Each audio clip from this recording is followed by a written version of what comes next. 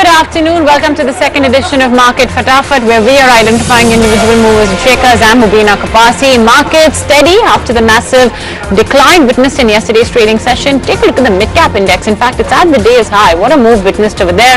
0.5% higher. The small-cap index attempting to recuperate from the day's low. But very quickly, let's introduce then our research analysts as well as technical experts to join in on the show.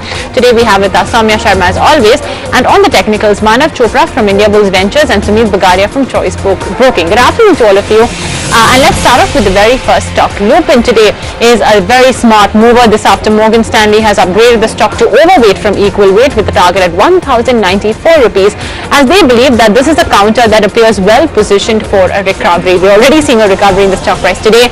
It's 3.5% higher. Where we are not seeing a recovery, however, is the OMCs. It's another day where they continue to decline, and you could attribute it to US asking everyone to stop buying Iranian oil. Trouble for OMCs. Manav, your view on a BPCL?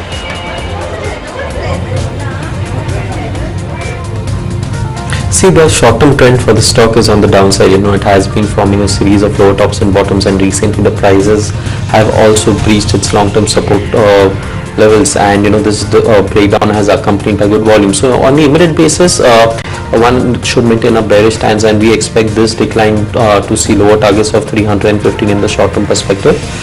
On the upside, 340 and 344 would act as a strong resistance, and we recommend a sell on rise approach. Alright, so that's BPCL. Manav has a bearish stance. Soumya, Thomas Cook, important news over here. Well, yes, Mubina, there were reports suggesting that the global company was looking for potential bidders, and there were reports that the company would be taken over by these bidders. So we at ET now exclusively talked to Thomas Cook, and they said that Thomas Cook India is a separate company, and effective 2012 is no longer part of the Thomas Cook global firm. So the stock witnessed a sharp surge and then is now settled at over 2% higher. Alright, moving on to the next stock. Sumit, let's talk about Yes Bank. After the massive fall yesterday, today a recovery is being attempted, and of course there was that ET Now exclusive as well, where the RBI mandated special audit on the company's exposure to commercial real estate is ready and already submitted, and they say the exposure is a little over 20,000 crores across 54 companies. So that's an ET Now exclusive. The stock price just took a marginal hit on intraday post that news. But yeah, on the technical, Sumit, your view? Hi, good afternoon. Well, Yes Bank looks good to me. I think after a correction now, today we are seeing a sign of pullback and bounce back. So from the levels of 240, there is a possibility that we might see a move till 255. And if 255 is taken over, then we can see it move till 270 levels.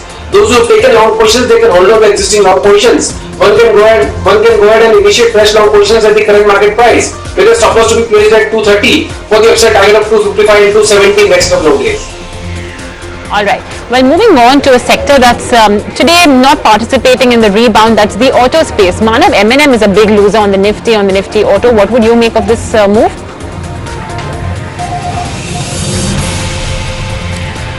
See, the stock has already declined from its peak of 990, and it's nearing to its important weekly support level. So on the immediate basis, I don't see much of a downside, as the prices are also bouncing from its oversold levels, and there are divergence pattern which hints for a near-term bottom in place. On the immediate basis, 640 to 650 are the important support clusters, and I recommend that one should look that band as a good fresh buying opportunity. On the immediate basis, one can expect an upside rally since the short-term trend is turning positive. 685 would be the targets on the upside. Okay, so that's M&M for you. Soumya, let's talk about Radico Khaitan. Today it's a big gainer. What's the reason? Well, MK has come out with a brokerage note on Radico Khaitan, wherein they say that Q4 is a seasonally weak quarter for the liquor industry, but at the same time they say that they're highly attractive given the EPS growth of approximately 26% on the stock. So they're maintaining a buy stance with a target price of 529 per share. In fact, the stock today has been gaining for the second consecutive session and is up today by over 2%. Alright, so that's Radico Khaitan for you. Valuation is looking very attractive, especially in light of the EPS estimates. Okay, now let's talk about ACC. Vivek, what is the 18 Now poll suggesting?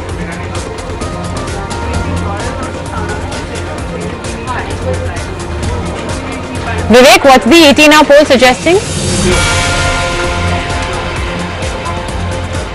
Well, if you're talking about ACC, the one particular stock that you need to watch out for ahead of the earnings, remember ACC will kickstart the earnings season, and in fact if you're talking about ACC at this point of time, it will be interesting to note how the companies, given the fact that the company has taken significant price hikes in South India, almost 45 to 60 rupees a bag, this will both aid the realization as well as the EBITDA per ton of the company.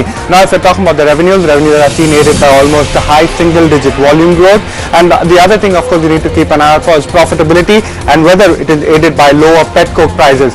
Very interesting to note would be the company's commentary as far as the demand environment is concerned, and also whether pricing can sustain in South India especially and also the rest of the country. Okay, ACC ahead of the numbers is higher by 0.8%. Sumit, the energy space of course has been all abuzz today. ONGC is attempting to rebound. What would be your recommendation here?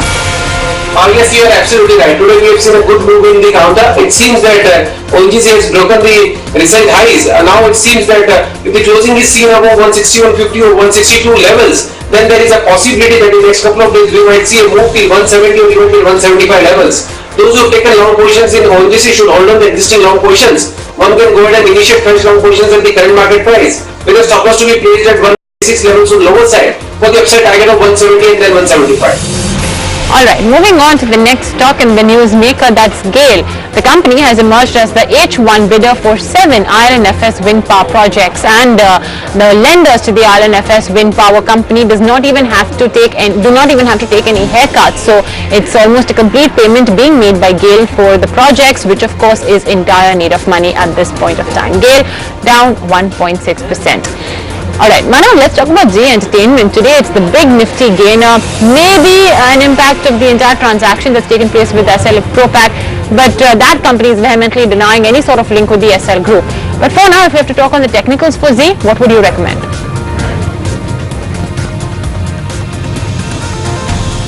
The prices are bouncing from its oversold levels. Recently the stock has declined from its peak of 490, and around the 395 levels the stock is trying to form a base, and has also seen a good formation today on the daily charts as the prices were exceeded its yesterday's high. So even at the current levels, since the support of 400 holds on, we can expect a short-term pullback rally, and this move can give us an upside target of close to 450 levels. On the lower side, one can maintain a 405 as a stop loss and maintain a bullish stance into this. Alright, ZEEL Entertainment top nifty gainer today. Soumya, big ET now exclusive when it comes to Reliance Industries. Well, yes, Navina, this is exclusive. What the sources are telling us that SoftBank Vision Fund is in talks with Reliance for stake sale in Jio. In fact, the SoftBank is doing its due diligence for Jio and its star and fiber assets. Well, it's looking to invest close to about $2 to $3 billion in Reliance Jio. Well, SoftBank is keen on the Reliance Jio's tech, telecom and e-commerce integrated play and has shown keen interest in Jio. Well, Reliance will be using these funds to, in order to reduce its debt on the balance sheets. So that's exclusive to ET now, the stock gaining by over 1.8%.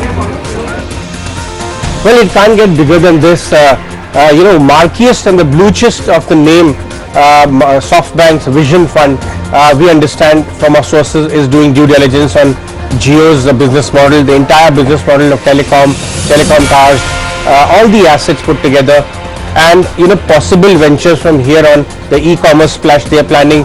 Today there was report about the giga fiber being sent out on at the retail level in homes, which will have broadband, landline, as well as all the television offerings via the internet.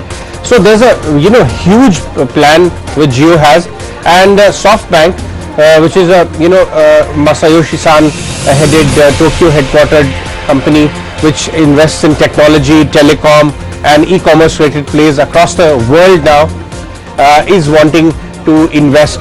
This particular initiative, we understand, is by Vision Fund, which is now led by Rajiv Mishra, based out of London. He's a former banker who helped raise about $100 billion overall fundraising, 45 being committed from the wealth fund of Saudi Arabia in one shot. So these kind of marquee names are doing due diligence. Why? Because it fits their philosophy. They usually back market leaders in technology, telecom, e-commerce related plays, which have very big scalable business models, and they understand that kind of business. They have Alibaba, Tencent kind of Oyo Rooms kind of names in their portfolio. We understand the transaction could be sub $5 billion transaction. The money will be raised by. Okay, well, that's RIL. Moving on, India Bulls Housing Finance, massive volatility witnessed in this counter. Sumit, your recommendation? Housing finance from lower levels. Looking at the chart, it seems that from here on we can see upside move till 790 or 800 levels in next 2 to 3 days time horizon. From a trading perspective, one can initiate long positions in India Housing Finance at the current market price. There is small stop loss to be placed at 725 lower side for the upside target of 800 levels. Alright, that's IB Housing, and Sumit is recommending that you should consider buying this one. He's watching out for a level of 800 rupees as a target. Tejas Networks has delivered its fourth quarter numbers. Okay, set on a year-on-year basis, it's been a 168% jump to 73 crore rupees, and the profits, however, have underperformed a tad bit, 24% of a rise over there at 36 crores. EBITDA has gone higher by 53%. So it's because of that the margin has compressed a tad bit. Nevertheless, the company has said they won quite a lot of patents in the quarter gone by as well. So it's adding on to the cumulative patents that they own. Tejas Networks is in fact just about near the day's low, 3.8% higher. So Amir, what's the news on SpiceJet? Well, Mubina, government sources are saying that SpiceJet is in talks to lease additional 40 more aircrafts deregistered from Jet. Well, this is in order to not cause any further inconvenience or disruptions in the entire airline space and as far as the jet crisis is concerned. So there were a lot of aircrafts that the prices had hiked so much. So the government is suggesting that Air India is also in talks to lease around 10 aircrafts from Jet Airways, and SpiceJet would be getting these aircrafts by Friday, and it has already operated acquired around 12 grounded aircrafts of Jet. So that's exclusive to SpiceJet. Alright, and you did see the stock price as well react, a sharp spike witnessed, and now it's high by 0.6%. Okay, quick break right here on the show. Come right back. We'll continue with the countdown.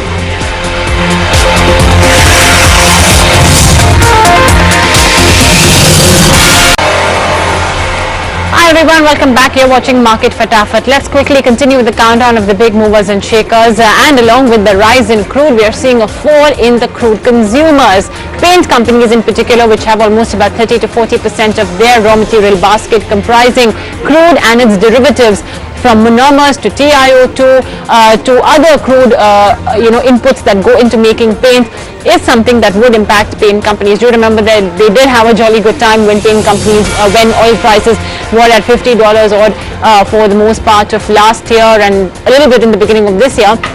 But now, of course, things are toughening up for them, and you are seeing all of these paint companies continue to decline. And especially now that India cannot buy Iranian oil, it also raises questions on the basic availability of oil, which of course will be a big point of hindrance for these crude consumers. So Amir, what's the news on a Lakshmi Vilas Bank? Well, the board of the Lakshmi Vilas Bank has set price at 112 per share for the preferential allotment to India Bulls Housing Finance.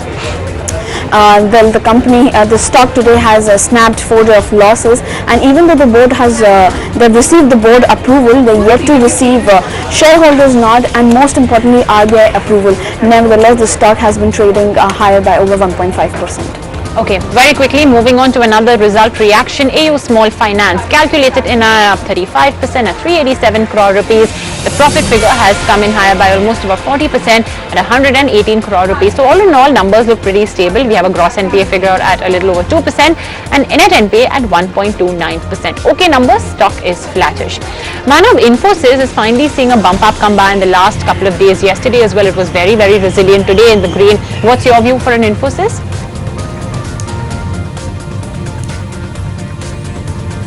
See, the overall trend for the stock is quite positive, and any short-term correction into the stock is usually a good buying opportunity. Recently, the fall that we've seen from the peak of 770, the prices have tested its long-term 100-day moving average and is showing some sort of a reversal formation. So even at the current levels, I think it definitely provides a good risk-reward ratio for fresh buying levels. In fact, there has been a good volume built up in last couple of trading sessions, which indicates a short-term bottom is in place. On the immediate basis, we maintain a bullish stance, and we can expect the levels of 770 to be achieved in the next few weeks. Okay, that's the stance on an INFOSYS. Soumya, your view on what's the news that has come in on Biocon? Well, the company's board would be considering a final dividend and bonus issue in its upcoming board meeting on April 25. The stock today has snapped 2 days of losses and is supported by robust traded volumes.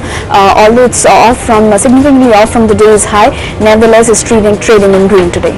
All right, Sumit, NBFCs have been showing signs of sluggishness of late. Your view on Graha Finance?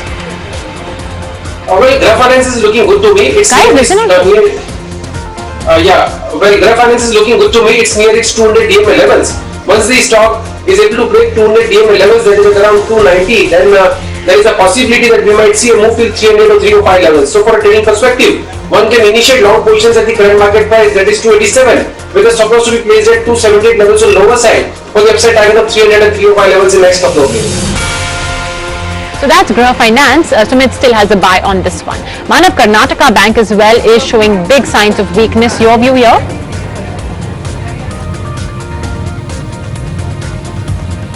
See, the overall, the prices have seen a very good move and recently is observing a corrective decline. Usually, corrective decline phases are a good time to enter long positions, and we expect those short-term decline to halt near the levels of 120 to 124. That could be a buying zone. Eventually, we expect this move to see some more up legs, and we maintain our upside target of 140 into the stock. Okay. Today, PSU banks, by the way, are showing positive signs. In fact, the PSU banking index is the top gainer as well. Sumit, your view on Union Bank of India? Well, today most of the PSU banking stocks are doing good. We feel that Union Bank can give good upmove from present levels. For a trading perspective, one can initiate long positions in Union Bank at the current market price. Downside, for a trading perspective, the support is placed at around 86 levels. So that should be the stop loss for long positions. And on higher side, 92 can be the immediate target. Once the stock is able to break 92 levels, then we can see extended move till 95 levels. So for a trading perspective for next 4 to 5 days time horizon, one can initiate long positions in Union Bank at the current market price. All right, 2% higher for Union Bank, and that's really the case with the rest of the PSU banking names as well. But with that, we're out of time on Market Fatafat. So Sumit as well as Manav, thanks so much for joining in with your technical strategy. Soumya, to you as well. We'll wrap it up. Coming up next is Closing Trade.